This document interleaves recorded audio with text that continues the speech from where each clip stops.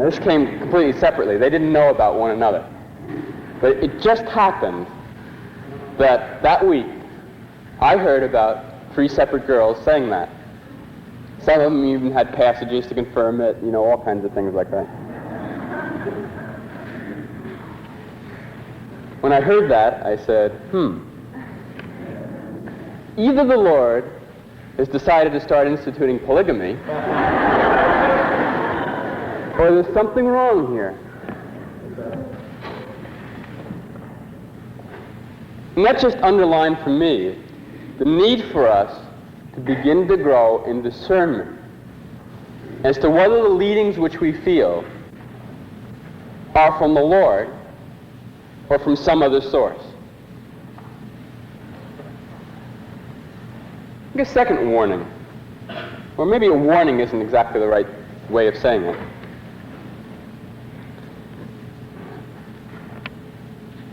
It ought to be normal for us to understand that part of the process of being led by the Spirit is to be led by the Spirit in a body of Christians,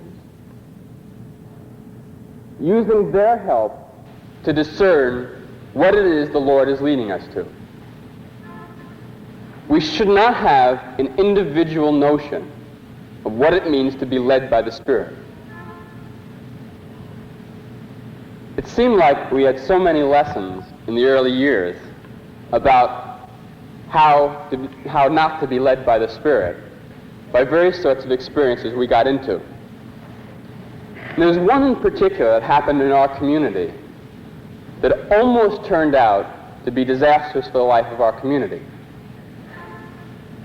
And I believe the Lord permitted that particular thing to happen as a way of underscoring for us that being led by the Spirit couldn't be and shouldn't be just an individualistic matter.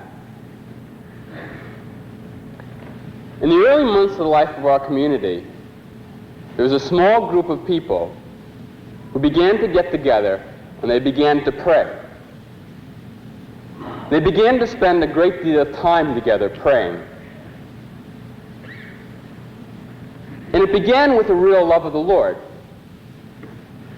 Their motive was a very real love of the Lord. But I believe that somewhere in the process, the evil spirit got into it. But anyway, what happened was that they began to get into late night sessions of prayer, not getting enough sleep, beginning to get into irregular patterns of their life as Christians. And one night, they started getting some strange prophecies. And the message of the prophecy was to go to the hospital and to walk in, and as they walk through the wards, 89 people will be healed. That was one of the prophecies.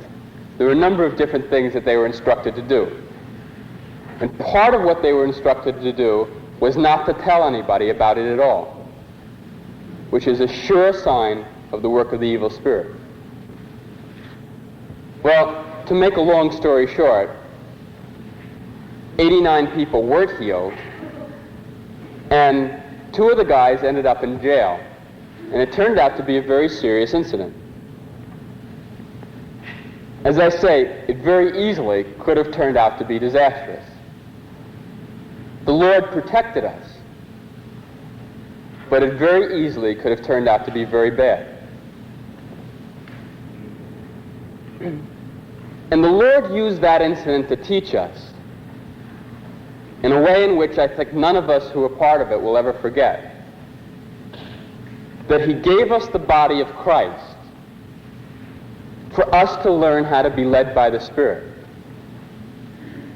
And that when we get out on a limb by ourselves alone, being led by the Spirit, we're likely to find that that's just where we are, out on a limb.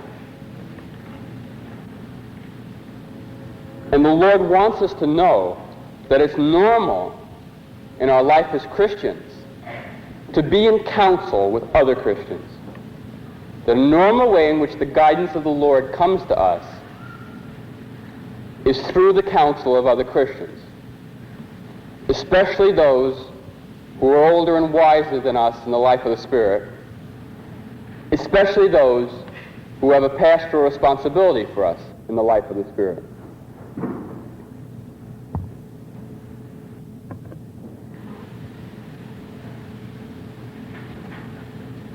The Lord wants us to use that help.